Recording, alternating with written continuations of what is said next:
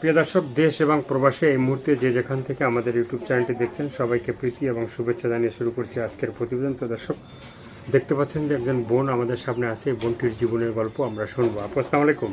ওয়ালাইকুম আসসালাম। কি নাম ভাইয়া? বন্যা। বন্যা। মানে বন্যা আপু কি ভালো আছেন? আছি কোনো রকম, ভালো থাকলে তার আসতাম না। তো আপনি থাকেন কোন দেশ? বিক্রমপুর। বিক্রমপুর। জি। সে এলাকায় কি বন্যা টন্যা হয়? বন্যা হলে তো অনেক হয়। হ্যাঁ। বন্যার জন্য ঘর বাড়ি সব ডুবা জায়গা, হ্যাঁ।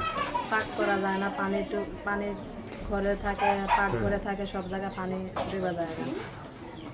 বন্যা হলে অনেক কষ্ট হয়। মানে বন্যা হলে অনেক কষ্ট হয়। জি।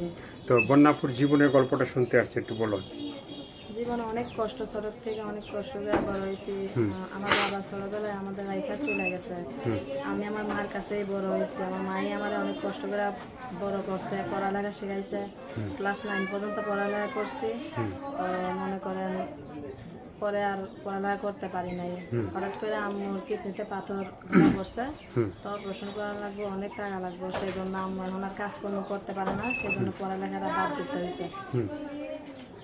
ইচ্ছা ছিল লেখাপড়া শেষ হইলে ভালো একটা চাকরি করতাম, কিন্তু পড়ালেখা তো শেষ করতে পারলাম না। সেই জন্য ভালো কোনো চাকরিও পাই নাই।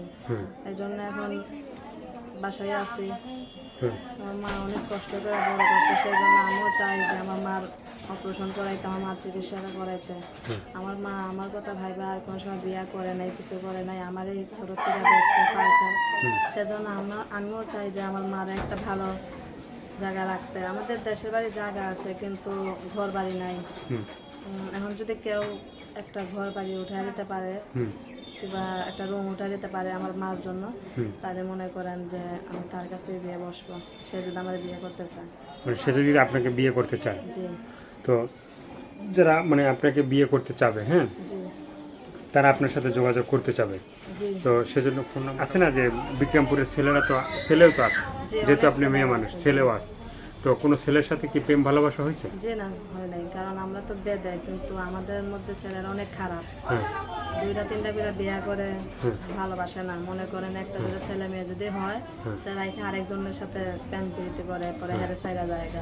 এই জন্য ছোট থেকে দেখতেছি, অনেক কষ্ট করে তো বড় হয়েছি। ছোট থেকে এগুলো দেখছি, শিখছি। এই জন্য মনে করেন আমাদের ছেলেদের সাথে রিলেশন করি নাই আর কি। এই জন্যই। মানে রিলেশন করা হয়নি? জি না। তো এখন কি কোন ধরনের ছেলেদের সাথে এখন রিলেশন ভালো করছে? মনের একজন মানুষ, কারণ আমার মা অনেক অসুস্থ, অপারেশন করাইতে হইব। যদি সে আমার মার অপারেশন করাইতে পারে, তাহলে মনে করেন সে আমার যেখানে নিয়ে যাবে তার সাথে সেখানেই যাবে। সেখানে যাবেন? জি। আর কিছু বলার আছে আপনার? জি না। তো দর্শক, এই আপুর কথাগুলো শুনলেন, ভালো লাগলে অবশ্যই তার পাশে থাকবেন। সাহায্য সহায়তা, প্রেম ভালোবাসা, বিয়ে শাদী যে যেটা করবেন সেটা আপনাদের একান্তই ব্যক্তিগত ব্যাপার। ভালো থাকবেন, সুস্থ থাকবেন, 5 ওয়াক্ত নামাজ পড়বেন, আর দেশটাকে বেশি বেশি করে ভালোবাসবেন। যারা নতুন, চ্যানেলটি সাবস্ক্রাইব করে সঙ্গে থাকবেন। সবাইকে আল্লাহ হাফেজ, সবাই ভীষণ ভালো থাকবেন।